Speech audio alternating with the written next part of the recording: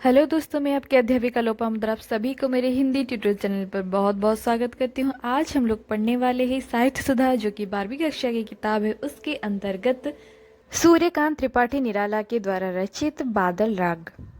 पहले हम लोग बद्य वीणा वादिनी पढ़ चुके थे, अब हम लोग पढ़ेंगे बादल राग। चलिए शुरू करते हैं। बादल राग। तो पहले हमें बादल राग का अर्थ समझना होगा। बादल का अर्थ है मेघ से भरा हुआ बादल और राग का अर्थ है पुकार।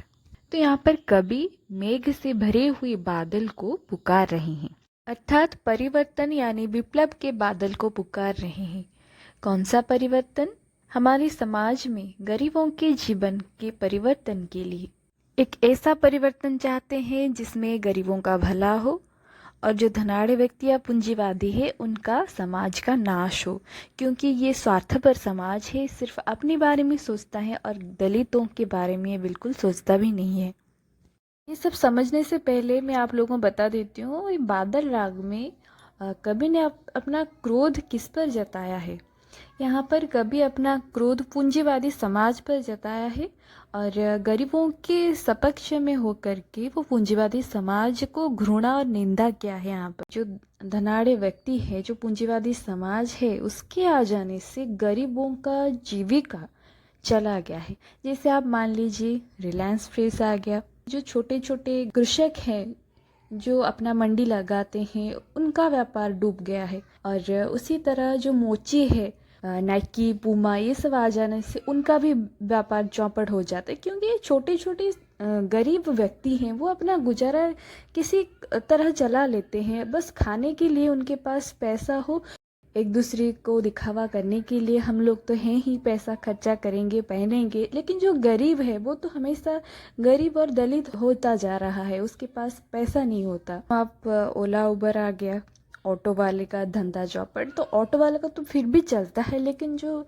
आदमी रिक्शा चलाता है उसके रिक्शे में कौन बैठेगा? अब तो चार्जिंग ऑटो आ गया है, जो पेट्रोल डलवाता है उसके ऑटो में कौन बैठेगा, क्योंकि चार्जिंग ऑटो पेट्रोल से कम पैसा लेता है। जो भी लोन से ऑटो खरीदा होगा वो फिर कैसे चुकाएगा? या जिस व्यक्ति के पास पैसा नहीं है ऑटो लेने के लिए, वो रिक्शा चलाता है, वो फिर अपने घर में किस तरह अपने बच्चों को पालेगा पोसेगा, कैसे बड़ा करेगा? केएफसी आ गया या कुछ भी अच्छा सा होटल आ गया, तो हम लोग बाहर खाने के लिए हम लोगों के अंदर एक आ गया है कि नहीं, हम लोग हाइजीनिक खाएंगे, ये खाना नहीं खाएंगे। वो बनाए तो बनाए फिर कैसे? उनके रहने के लिए ठीक से घर नहीं है, वो तो खुद ही अच्छा पीते नहीं है, आपको कहाँ से अच्छा खिलाएंगे? आप उनके पास खा ले तो उनका हो गया, फिर उतने से ही उनका गुजारा जैसे तैसे चल जाएगा, उतने पैसे से। लेकिन हम लोग अगर जाके केएफसी में खाएंगे या मैकडोनल्ड में खाएंगे, पिज्ज़ा हट में खाएंगे, तो उन लोगों का धंधा बढ़ेगा ना। एक बर्गर आप ज़्यादा से ज़्यादा 80 का लेते हैं, या फिर अच्छा खाएंगे तो फिर 150 का, उसमें पेट नहीं भरता, लेकिन पॉकेट से पैसा जाता है। भरपेट खाने के लिए तो आपको एक एक होटल में हज़ार हज़ार रुपये उड़ाना पड़ता है, लेकिन उससे किसका धंधा होता है? क्या वो हाइजीनिक होता है? उसका कोई प्रमाण है? वो क्या हमारे स्वास्थ्य के लिए अच्छा होता है बाहर का खाना?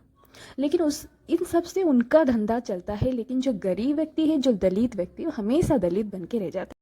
सहज उपाय मैं बताती हूँ। जिस प्रकार आपका शॉपिंग मॉल आ गया, उसमें सब कुछ मिलता है। बिग बाजार जाइए या कोई भी शॉपिंग मॉल लीजिए, अब तो बहुत सारे शॉपिंग मॉल आ रहे हैं। वो कोई गरीब आदमी नहीं बनाता, वो पैसे वाले आदमी बनाते हैं, जो पूंजीपति है।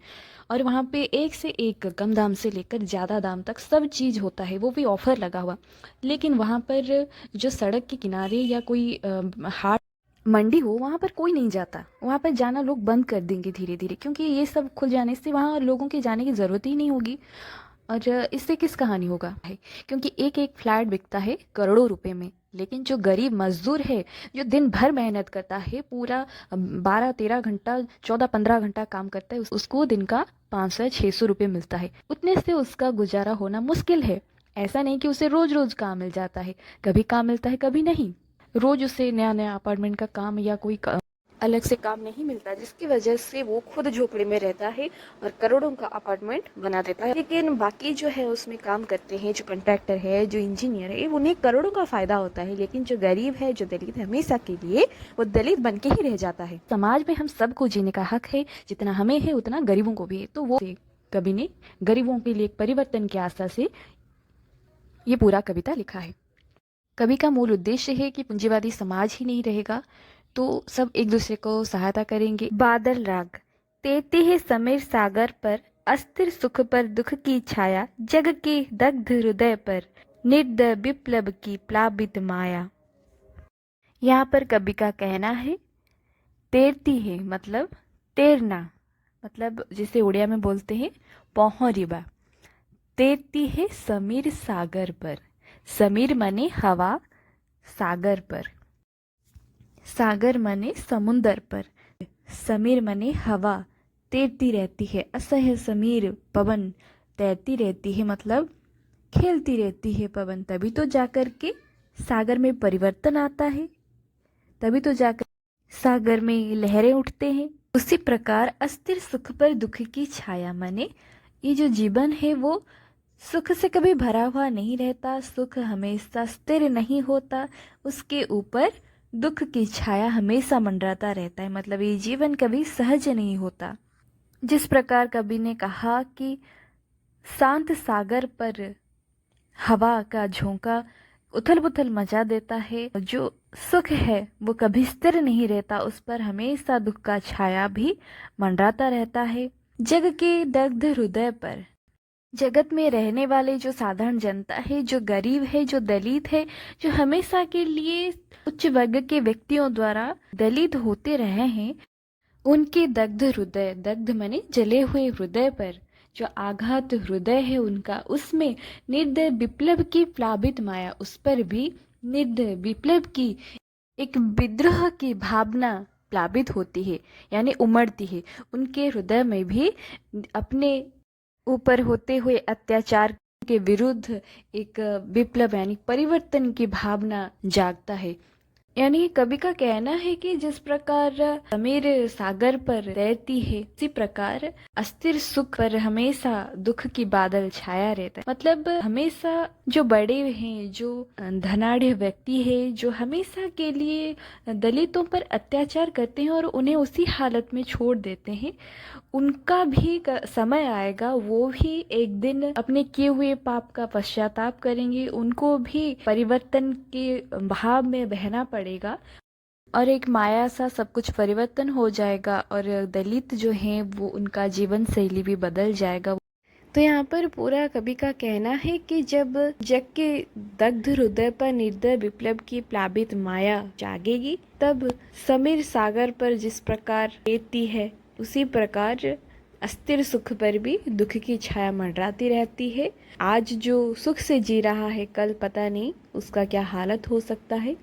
तो यहाँ तक कवि पूंजीवादियों को चेतावनी देते हैं। फिर यहाँ पर बादल को पुकार कर वो बताते हैं कि यह तेरी रणतरी भरी आकांक्षाओं से, यह तेरी रणतरी, रण माने युद्ध, युद्ध तरी, तरी माने जहाज, ये तेरी युद्ध की जहाज है बादल। जब तो आसमान में आता है घनघोर अंधेरे के साथ, तो मानो ऐसा लगता है कि तो अपने रणतरी में बैठ कर के आ रहा है, अपने युद्ध के जहाज में बैठ कर के आ रहा है, तो अभी बरस जाने वाला है, जैसे तो अभी युद्ध के लिए तैयार होकर के आ रहा है, भरी आकांक्षाओं से। और जब तो आता है तब ये जो पूरा संसार है आकांक्षाओं से भर जाता है, यानी आशाओं से भर जाता है। घन भेरी गर्जन से सजग सुप्त अंकुर, यहाँ पर धन लिखा गया है लेकिन यह घन होगा। घन का अर्थ है घनघोर, भेरी गर्जन, भेरी मतलब जो नगाड़ा होता है यानी बड़ा सा ढोल, जिसे उड़िया में बोलते हैं नागोरा। जो बड़े बड़े ढोल मंदिर में देखा होगा उसी को बोलते हैं भेरी।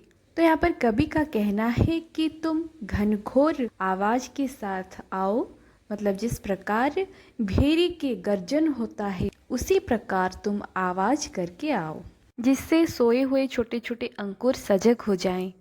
यानी जब घनघोर बादल बरसने वाला होता है, जब गर्जन करते हुए बादल आसमान में छा जाता है, अंधेरा छा जाता है, तब जो छोटे छोटे घास पत्ती सोए हुए होते हैं वो खिल उठने लगते हैं उर्मे पृथ्वी के आशाओं से।